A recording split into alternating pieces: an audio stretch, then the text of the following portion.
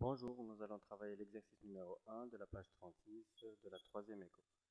J'ai commencé par saisir le tableau et maintenant je vais appliquer la mise en forme utilisée comme le tableau de la feuille. Donc, on commence par la première ligne et on doit la mettre avec un retour automatique à la ligne. Donc, on fait format cellule, alignement, renvoyer à la ligne automatiquement. Directement, je fais l'alignement horizontal et vertical, centré, centré.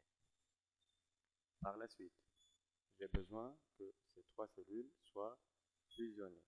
Donc, fusionner les cellules, de même que pour 2007, fusionner et centrer. Donc,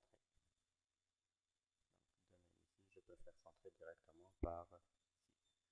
Je vais aussi mettre tous les nombres avec 3 chiffres après la virgule. Donc, si vous remarquez ici, c'est 580 et c'est écrit 58 seulement. Donc, je vais choisir nombre, nombre, et le nombre de décimales, c'est 3 décimales. Ensuite, on a total portefeuille qui doit être aussi renvoyé à la ligne automatiquement, de même que pour total portefeuille 2007. Donc, je peux prendre cette cellule, je vais la mettre en gras, centrée, comme indiqué sur le livre, et je vais prendre la reproduction de la mise en forme et l'appliquer sur cette case. Donc là, je m'aperçois que la case n'est pas celle-là, donc elle doit être... Non, pardon, c'est la même. Donc là, je remarque qu'il y a du texte qui disparaît, donc je peux agrandir un peu la largeur de ma cellule. La question 3, il me dit ajouter au début de la feuille le titre portefeuille 2006-2007 et le mettre en gras. Donc, je me place sur la première ligne et je vais faire insertion, ligne. Je sélectionne les cellules sur la largeur du tableau, je fais format cellule, fusionner et centrer. Donc je vais écrire portefeuille 2006-2007 en gras et italique. Donc je vais enregistrer mon document. Donc dans les deux points, donc j'ai un dossier Excel et je vais l'appeler exercice 1. Je vais vérifier que l'enregistrement s'est bien passé, donc je vois ici mon exercice 1 qui s'est enregistré. Donc, remplir toutes les colonnes et la ligne des totaux, sachant que la part de la branche est égale à portefeuille sur total portefeuille fois 100. Donc, la part de la branche, elle est égale au portefeuille sur total du portefeuille. Sauf que moi, je n'ai pas encore calculé le total du portefeuille, donc ce n'est pas un problème. Donc, je vais avoir une division par 0. Donc, ce que je dois faire pour ne pas avoir ce message, c'est que je dois calculer le total de portefeuille. Donc, je vais insérer une fonction qui est la fonction somme. Donc, ici, je choisis ma plage de cellules et je vais mettre un OK. Donc là, j'ai le total de portefeuille. La part de la branche, elle est de 0,109. Donc, je n'ai pas mis le fois 100 parce que par la suite, je vais recopier cette formule en bas et je vais m'apercevoir qu'il y a un problème. Pourquoi ce problème? Parce qu'on fait une référence à la cellule B12. Mais si je me déplace sur cette cellule pour voir la formule, je trouve que c'est le B13. Donc, qu'est-ce que je dois faire? Donc, je reprends ma formule. Donc, je vais faire un égal.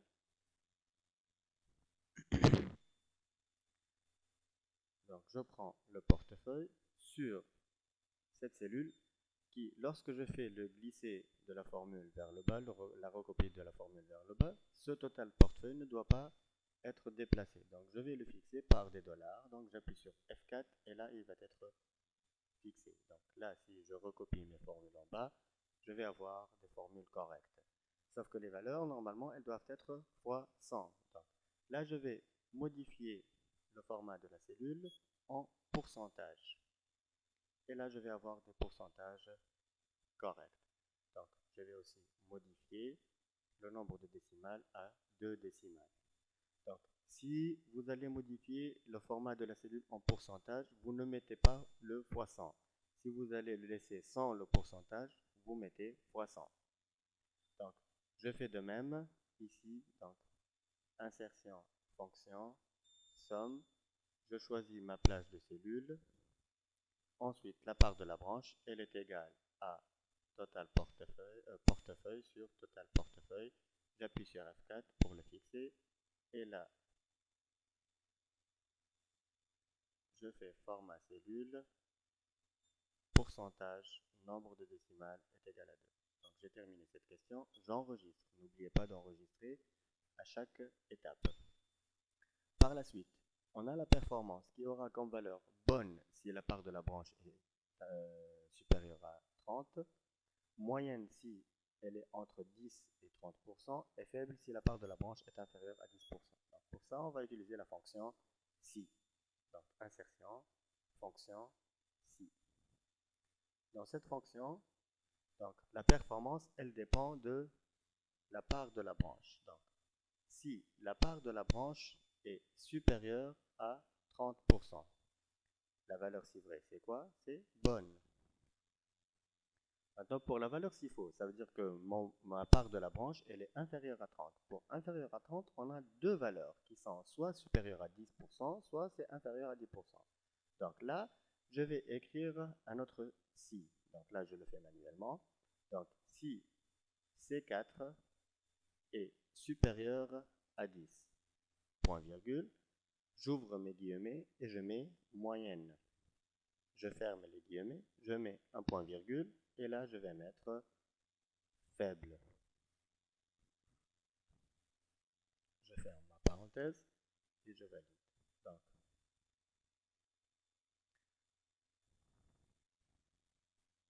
pourquoi c'est ainsi? Donc,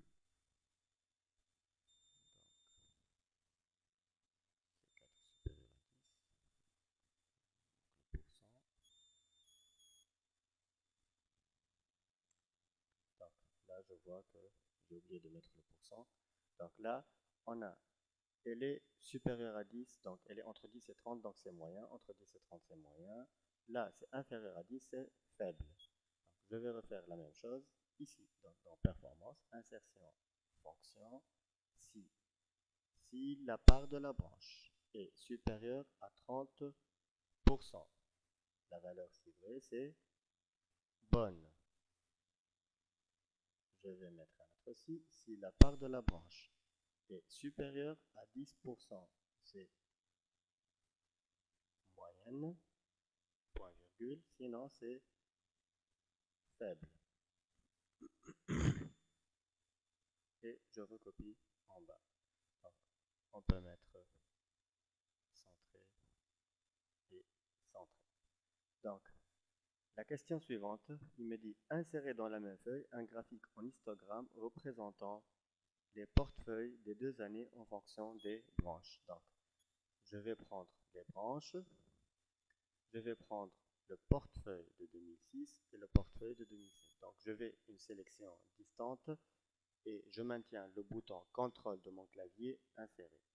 Donc, je fais insertion graphique, je choisis un graphique en histogramme, je fais suivant, donc je vois mon graphique. Ici, on peut ajouter les titres du graphique. Donc, je peux mettre portefeuille,